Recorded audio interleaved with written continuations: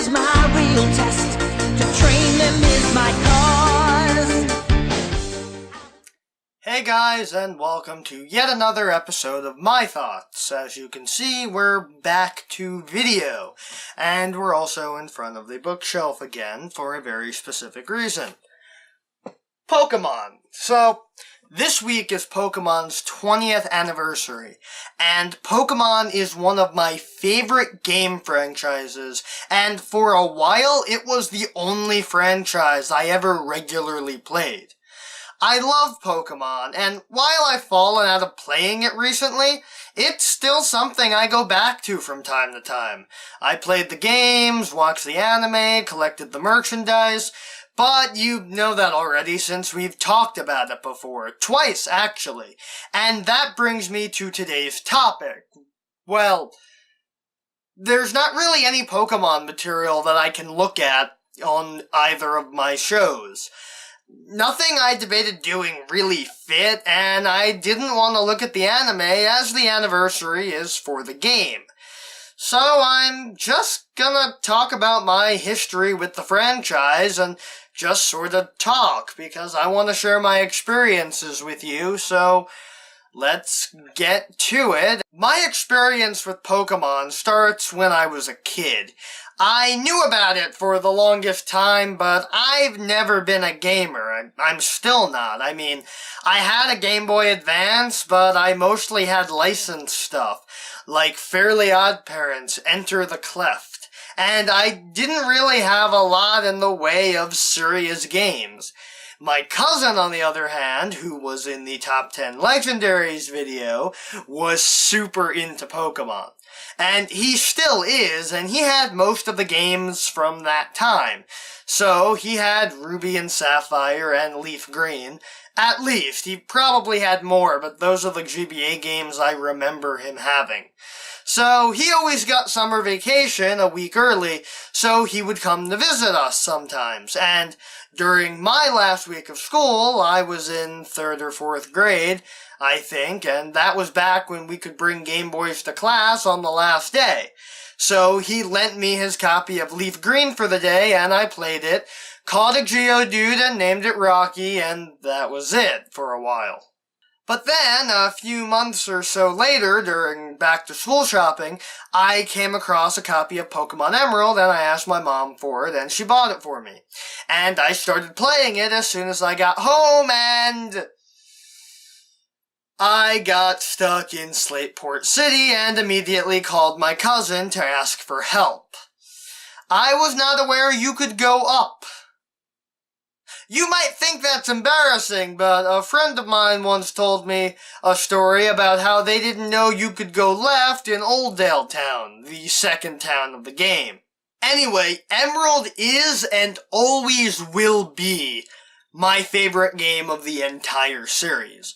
Partly because of nostalgia, but partly because it had a lot of firsts for me. My first game, my first legendaries, my first starters, and my first shiny Pokemon. This is a funny story. So, it's Thanksgiving and my cousin is once again visiting and he's helping me through Sky Pillar, and I get into a wild Pokemon battle against a Golbat. Run away, right? Well, the Golbat looked a bit weird. It looked kind of black instead of blue. And I asked my cousin about it, and I asked him, is the game glitching, and should I turn it off? And he shouted, no, that's a shiny Pokemon, you have to catch it. And we fought hard and caught it, and that was the first shiny Pokemon I got, and one of the only Pokemon that was actually mine that I transferred up through Generation 4 and 5.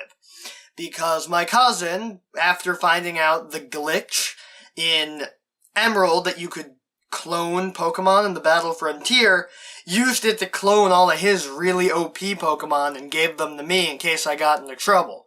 And so I ended up transferring those up whenever I got into a battle that was too hard for me. But that wasn't the only shiny Pokemon I got. Years later, I was playing Emerald again and deliberately trying to find a shiny Pokemon between Mauville and Verdanturf. So I was doing it, and I was right around where the daycare is, and I found a shiny Poochyena, which was awesome. Emerald really is my favorite game of the entire series because it has everything I love about the series. Another game I love is Pokemon Colosseum. Admittedly, it's not exactly a Pokemon game because you don't actually have a starter and you steal Pokemon, but I love it, and I wish they still made games in that series. I played that game to death, though I never beat it. I remember back before I knew YouTube could be used to see game endings, I went all the way to my cousin's house to see the ending of that game, and I was shocked to learn that the bad guy was the fat mayor guy. But that game was big for me because it was the second GameCube game I owned after Super Mario Sunshine. And I loved the game so much, even more so than Sunshine, even though I never finished either of them. I only ended up seeing the ending through other people playing it to completion. The first game that I got upon release was Pokemon Pearl, which me and my cousin were super stoked for. We pre-ordered it, and the game was great, even if I think the sequel Platinum was better. There's not really much for me to say about Generation 4 since I find it to be the weakest of the games, but I will say that I loved Pokemon Soul Silver. I remember I bought the game at Nintendo World in Manhattan, and a week later, I beat it. And I felt so bad because I wanted to savor the experience, so I deliberately tried to make myself stop playing the game for a couple days, but it didn't work. I just couldn't put it down. I still remember leveling up my Pokemon and having a lot of fun at the Battle Frontier doing the multiplayer with my cousin. And actually, I was able to do something I wanted to do for a while.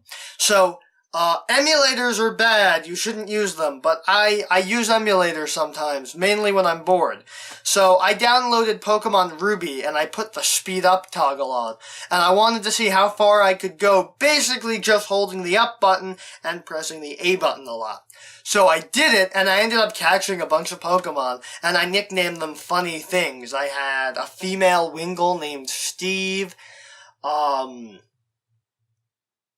and I caught a Zangoose named Stanley.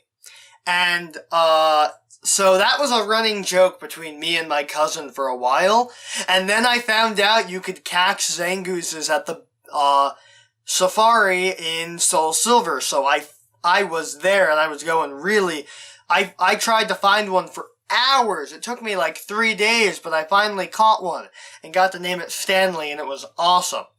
And that's like one of the big memories I have of that game because of me dicking around with an emulator one time. And Generation 5 was my last generation. I played Pokemon White, but the game became an obligation to beat, and I liked it, but I lost interest in it, as I do with a lot of other things. That's not to say the game was bad, it just wasn't for me. It was new, and I'm a creature of habit, so I don't like change, so that might have contributed. And also the fact that, like, everything was new and weird, and I don't know. I mean, maybe one day I'll go and play Black and White 2, and I'll play Pokemon X and Y, but for now I don't have any immediate plans to do so. So that's basically all I can say aside from talking about the spin-offs. I played my fair share of them, like ThoughtZ.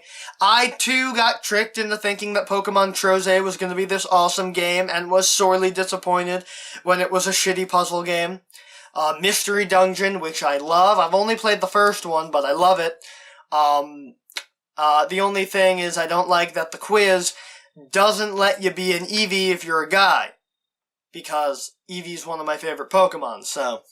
Pokemon Ranger, which I wanted to do a review of, or a Let's Play of, or something, a while ago, and I never got around to it, but the game is interesting, and it was the first game where I realized, my brain had a sort of, thing where if I put a game down for, like, a while, my brain will continue working through the problem and figure it out, because in Pokemon Ranger, I could not beat a certain level of the game, and I gave up and was like, screw this, and tossed the game, and I never played it, again.